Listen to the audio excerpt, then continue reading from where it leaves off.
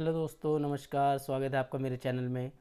आज हम देखेंगे कैसे हमारा जो टीडीएस कटा हुआ है हम उसे कैसे चेक करें।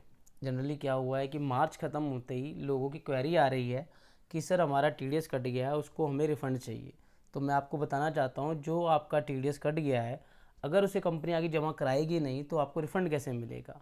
इसलिए जो आपका टैक्स कटा है, पहले आप ये चेक कर लें कि वो टैक्स गवर्नमेंट को पे हुआ है कि नहीं हुआ है। इसके लिए आपको क्या करना है, ई फाइल में जाना है, इनकम टैक्स रिटर्न करना है और यहाँ से व्यू फॉर्म 26AS। जैसे ही आप ये करेंगे, ये आपको डिस्क्लेमर दे रहा है क्योंकि ये आपको इस साइट से, इनकम टैक्स की साइट से टीडीएस की साइट पे लेके जा रहा है।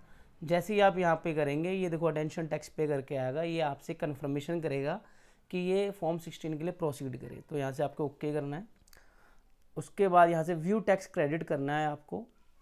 और आपको पता होना चाहिए कि फाइनेंशियल ईयर 23-24 की बात कर रहे हैं हम, तो हमारा असेसमेंट ईयर 24-25 होगा, क्योंकि यहाँ पे असेसमेंट ईयर वाइज चलते हैं ये लोग। तो हमारा असेसमेंट ईयर 2024-25 है। आज 15 अप्रैल 2024 की डेट है और मैं टीडीएस चेक करने जा रहा हूँ पार्टी का।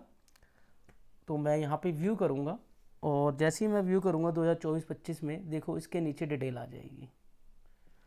ये देखो पार्ट 1 में आ रहा है details of tax deducted at source. यहाँ पे जिस कंपनी ने आपका टीडीएस काटा है उस कंपनी का नाम आ रहा है, उसका टैन नंबर है और उसने कितना अमाउंट आपको पे कर चुका है वो अब तक, और उसने कितना टीडीएस काटा है।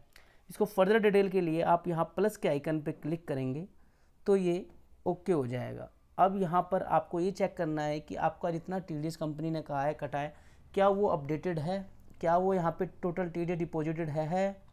तो जैसे हमारे केस में हम देख रहे हैं अप्रैल मई जून जुलाई अगस्त सितंबर अक्टूबर नवंबर दिसंबर, यहाँ पे जनवरी फरवरी मार्च मिसिंग है। इसका मतलब क्या है कि अभी इसमें और क्रेडिट आना बाकी है, और जो हमारा टीडीएस कटा है उसको अभी आपके एम्प्लॉयर ने उसको जमा नहीं कराया है, या जिसने भी टैक्स काटा है उसने अभी पोर्टल पे जमा नहीं कराया है।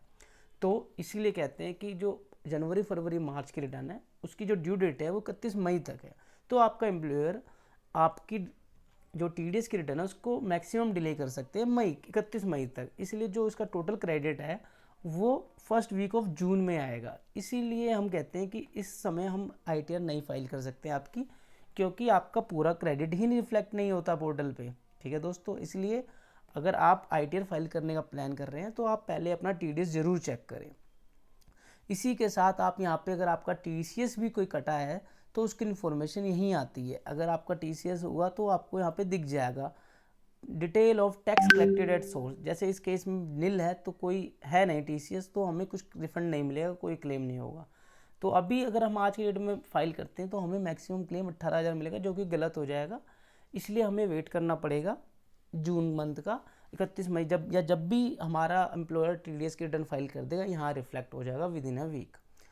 ठीक है दोस्तों, अब ये रही बात कि आपको क्या रिफंड, टोटल टीडीएस कितना घटा है। अब आप बात करेंगे ये टीडीएस रिटर्न कैसे होगा, क्लेम कैसे होगा। इस रिटर्न करने के लिए आपको क्या करना पड़ेगा, आपको TDS return claim ITR file करनी पड़ेगी। अपनी आईटीआर में अपनी टोटल इनकम और टोटल इनकम के अगेंस्ट जो भी आपका टीडीएस है, अगर आपकी लायबिलिटी नील बनती है तो ये टोटल रिफंड आ जाएगा।